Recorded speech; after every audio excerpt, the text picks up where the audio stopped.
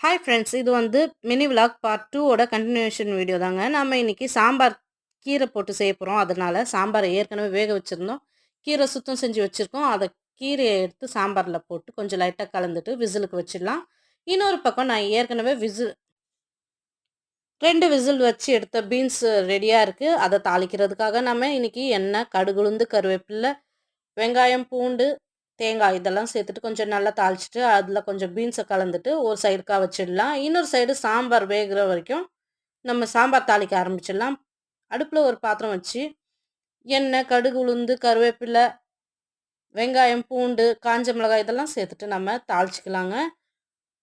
தாளிச்சதுக்கு அப்புறமா கொஞ்சம் லைட்டாக கலந்து விட்டுட்டு தட்டை போட்டு மூடிடலாம். இந்த பக்கம் சாம்பார் ரெடி ஆயிடுச்சு.